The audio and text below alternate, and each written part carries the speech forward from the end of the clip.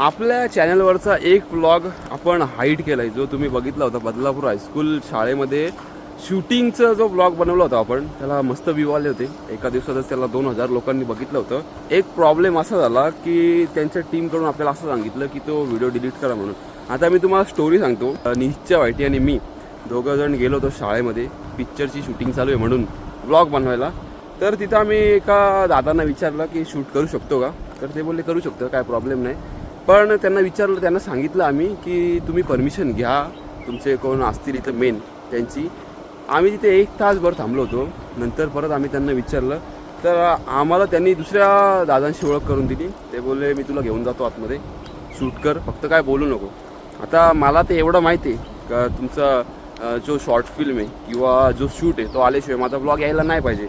पण तरी मी त्यांना विचारलं की शूट करू शकतो का. ते बोलले ठीक आहे, काय दाखवू नको, काय रिव्हील नको करू, शूट कर, काय बोलू पण नको, व्हॉइस ओव्हर करून टाक. तर त्याप्रमाणे आपण केलं, व्हिडिओ टाकली आणि ती व्हिडिओ बदलापूरमध्ये लगेच व्हायरल झाली. 2000 लोकांनी बघितलं. तर त्या ज्या दादांनी मला आत नेलं होतं त्यांचा मला इंस्टाला मेसेज आला की मला कॉल करा, एक अर्जंट काम आहे. तर मला एक अंदाज आला होता की हाच काम असेल व्हिडिओ डिलीट करायचा.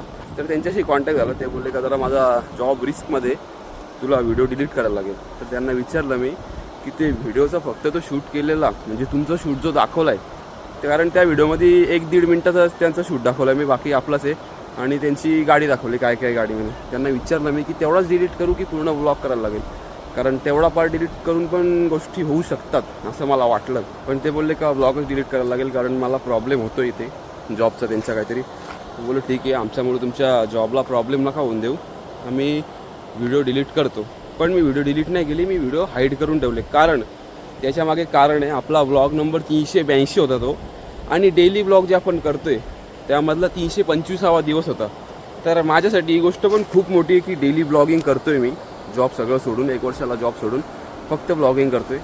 तर माझ्यासाठी ही गोष्ट पण मोठी आहे का मी रोज डेली ब्लॉगिंग करतो आहे. त्यामधला एक ब्लॉग डिलीट करणे म्हणजे खूप मोठी गोष्ट आहे. कारण माझी कन्सिस्टन्सी जी आहे ती तोडायची नाही मला, आणि जरी तोडली तुमच्या सांगण्यावरून डिलीट केली तर ती माझ्या मनाला लागत राहील सारखी.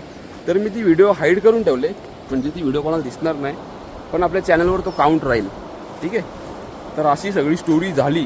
आणि आता आम्ही चाललो आहे नदीवर. आहे बघा कष्ट, बघा आणि पूर आला होता ना, पुरामध्ये बघा हे असं होतं सगळं. इथे एवढा वरती पाणी होता. मन्नतवाला पेढाच असतो हे, मन्नतवाला पेढ. आपण मागच्या वर्षीच्या एका ब्लॉगमध्ये याला फेमस केला होता.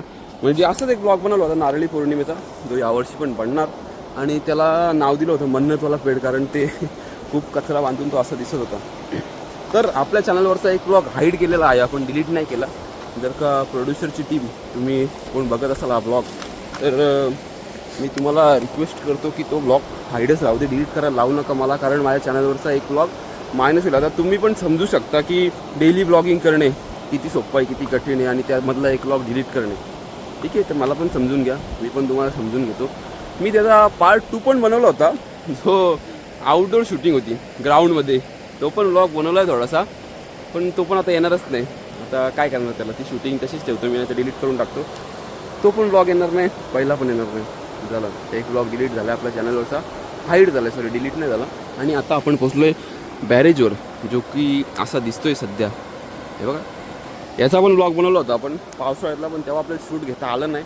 तर आता मी तुम्हाला आपलं हाईट झालं त्याच्यावर हां तेच मी विचारलं, प्रोड्युसर शूटिंगमधून कोण बघत असाल तुम्ही तर तुमचं मत सांगा यावर, का मी व्हिडिओ हाईड करून ठेवले तर तुम्हाला काय वाटतं.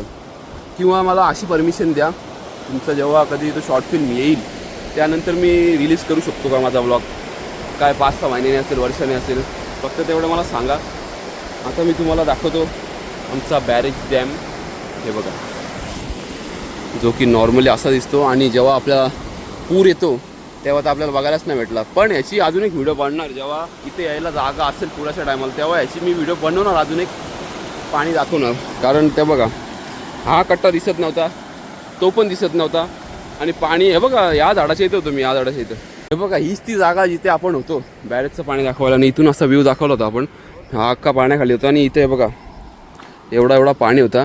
आणि विचार करा ही लेवल आहे पाण्याची, तर हे दोन्ही जे कट्टे आहेत छोटे मोठे ते बुडले होते आणि तो समोरचा बंगला आपण दाखवला होता रेफरन्ससाठी. व्हिडिओ शेवटपर्यंत बघितल्याबद्दल धन्यवाद. तुम्हाला एक अपडेट द्यायची होती की व्हिडिओ आपण हाईड करून ठेवला चॅनलवर, नाही तर तुम्ही शोधत बसाल बाबा तो ब्लॉग गेला कुठे, आम्ही बघितला होता आता दिसत नाही. ठीक आहे, तर हे सगळं सीन झालं.